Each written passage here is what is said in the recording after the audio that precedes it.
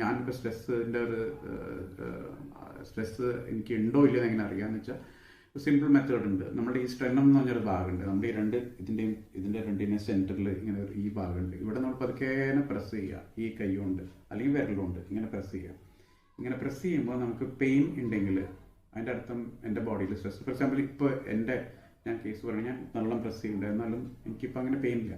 So ഇങ്ങനെയുള്ള ആൾക്കാർക്ക്, ഇപ്പോൾ ഉള്ള ആൾക്കാർക്ക് ഇവിടെ പെയിൻ ഉണ്ടാവും. ഈ നമ്മുടെ സ്ട്രെനം ഈ ഭാഗം എന്ന് പറയും, ഈ ചെസ്റ്റിൻ്റെ സെൻറ്റർ ഭാഗത്തായിട്ട്. അങ്ങനെ ഉണ്ടെങ്കിൽ നമുക്ക് ഒരു റീസൺ ആയിരിക്കാം നമുക്ക് സ്ട്രെസ് ഉണ്ടാവും. അല്ലെങ്കിൽ ഫോർ എക്സാമ്പിൾ ഒരു ആക്സിഡൻ്റ് ആയിട്ട് എന്തെങ്കിലും ഫ്രാക്ചർ ഉണ്ടായി, അല്ലെങ്കിൽ വേറെ എന്തെങ്കിലും നമുക്ക് ലങ് ഇൻഫെക്ഷൻ ഉണ്ടായി, അപ്പോഴും ഇവിടെ എല്ലാം പെയിൻ ഉണ്ടാവും. പക്ഷേ അതൊന്നും ഇല്ലാണ്ടാണ് ഇത് ഇവിടെ ഉണ്ടാവുന്നത് വെച്ചാൽ ഇത് സ്ട്രെസ് എന്നാണ് നമുക്ക് ഡിസൈഡ് ചെയ്യാം. അങ്ങനെ തന്നെ നിങ്ങൾക്ക് ഞാൻ പറയാം, ഈ ഭാഗത്ത് ഫോർ എക്സാമ്പിൾ നിങ്ങളുടെ T1, T2, T3 ഭാഗം എന്ന് പറയും, ഇത് നമ്മുടെ thoracic region എന്ന് പറയും. ഈ ഭാഗത്ത് നമുക്ക് പെയിൻ ഉണ്ടെങ്കിൽ T1, T2, T3 ഈ ഭാഗത്ത് നമുക്ക് പതുക്കെ ടച്ച് ചെയ്ത് നോക്കിയിട്ട് നമുക്കിങ്ങനെ തൊടുമ്പോൾ അല്ലെങ്കിൽ ഇങ്ങനെ പ്രസ് ചെയ്യുമ്പോൾ പെയിൻ ഉണ്ടെങ്കിൽ അതിനർത്ഥം നമുക്ക് സ്ട്രെസ് ഉണ്ടെന്നാണ്.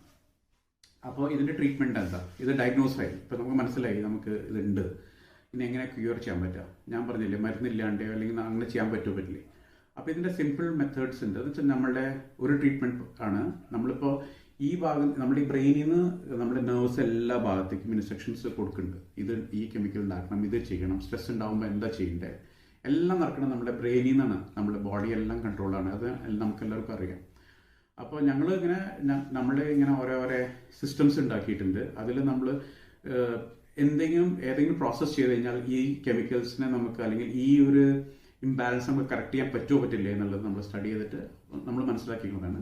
നമ്മൾ ഈ എന്ത് ട്രീറ്റ്മെൻറ്റ് തുടങ്ങുമ്പോൾ ലെഫ്റ്റ് സൈഡിൽ നിന്ന് സ്റ്റാർട്ട് ആവും. അപ്പോൾ ഇതെന്ന് പറഞ്ഞാൽ നമ്മളിവിടെ ഈ ഭാഗത്ത് ഈ ചെവിയുടെ ചോട്ടിൽ നിന്ന് ഇവിടെ വരെ പൗഡറിന് ഇടാം, അല്ലെങ്കിൽ വെറുതെ കഴിഞ്ഞുകൊണ്ട് ഇങ്ങനെ ഒന്നും ഇല്ലാണ്ട് ചെയ്യാം. 16 പ്രാവശ്യം 1, 2, 3, 4, 5, 6, 7, 8, 9, 10, 11, 12, 13, 14, 15, 16. ഇത് ലെഫ്റ്റ് സൈഡ് തന്നെ ഉണ്ട്. അങ്ങനെ അത് കഴിഞ്ഞിട്ട് റൈറ്റ് സൈഡിൽ അപ്പം തന്നെ 1, 2, 3, 4, 5, 6, 7, 8, 9, 10, 11, 12, 13, 14, 15, 16 റൈറ്റ് സൈഡിൽ ചെയ്യാം. അപ്പോൾ ലെഫ്റ്റ് സൈഡിൽ ഫസ്റ്റ് ചെയ്തു, പിന്നെ റൈറ്റ് സൈഡിൽ ഞാൻ 16 ടൈംസ് ഈ ചെവിയുടെ ചോട്ടിൽ നിന്ന് ഇവിടെ വരെ ഞാൻ ഇങ്ങനെ ഒരു വിരലുകൊണ്ട് മസാജ് ചെയ്തു. അത് കഴിഞ്ഞപ്പോൾ ഞാൻ half a minute to 45 seconds wait ചെയ്തിട്ട് പിന്നെ സെക്കൻഡ് പ്രാവശ്യം ചെയ്യുക. സെയിം തന്നെ 16 പ്രാവശ്യം ഇവിടെ ലെഫ്റ്റ് സൈഡിൽ, 16 പ്രാവശ്യം ഇവിടെ റൈറ്റ് സൈഡിൽ. പിന്നെ ഹാഫ് എ മിനിറ്റ് അല്ലെങ്കിൽ 45 സെക്കൻഡ്സ് വെയിറ്റ് ചെയ്തിട്ട് 30 തൊട്ട് 40 സെക്കൻഡ് വരെ വെയിറ്റ് ചെയ്ത് പിന്നെയും ഒരു പ്രാവശ്യം കൂടി ചെയ്യുക. അപ്പോൾ അത് 3 പ്രാവശ്യം നമ്മൾ ചെയ്യണം, 3 ടൈംസ്. ഇപ്പോൾ നമുക്ക് എപ്പോഴും ചെയ്യാം.